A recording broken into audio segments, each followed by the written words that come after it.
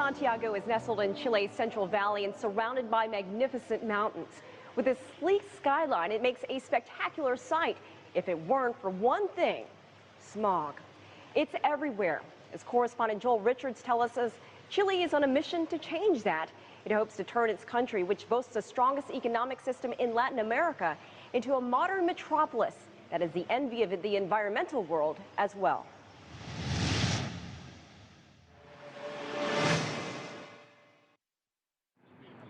The Chilean capital is the hub for one of South America's top-performing economies. And yet, while Santiago grows into a more modern city, it's famed for its poor air quality. It's a major health threat. Studies estimate that over 4,000 Chileans die of health complications related to air quality every year. And while many cities in Chile share the problem, it's the thick cloud that hangs above Santiago's 6 million population that is a concern. Marcelo Mena is director of the Sustainability Center at the Andrés Bello University. Since 1989, we have managed to reduce pollution a great deal, by up to 70%. Santiago is no longer the most polluted city in South America. It's not even the most polluted city in Chile. There are 10 cities that are worse. The natural cauldron in which Santiago sits is the major factor in its poor air quality. Emissions from cars and industry, as well as from household heating from wood stoves, all contribute to the problem. Yet Mena believes the Chilean capital has worked hard and successfully in addressing the issue.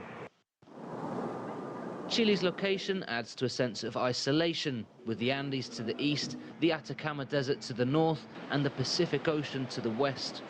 But given the environmental questions facing its population, Santiago is also home to one of the world's startup success stories. David Asael is the co-founder of Arc Daily, the architecture website known around the world. At the heart of this startup is a central theme. Our mission is to improve the quality of life of the 3 billion people that are going to move to the cities in the next 40 years, providing inspiration, tools and knowledge to the architects that have the challenge to design for them. Having already branched out into Brazil and Mexico, Arc Daily will soon open in China, where Asael says there is a thirst for knowledge and expertise. As Santiago grows, inevitably the city needs to find a compromise between maintaining its cultural heritage, but also creating a more modern urban environment that improves the quality of life for its population. David Asael explains that part of the problem is planning. He believes the Chilean capital is still a long way from regulating its construction and growth efficiently. Since We have in Santiago more than 30 different comunas or city halls, and they have all different regulation. What happened is that you can start regulating 2 or 3 different comunas, but the investment goes to the others. So what is happening is that we have a competition inside our cities. And at the heart of this problem, Marcelo Mena says there is a key issue facing Santiago. The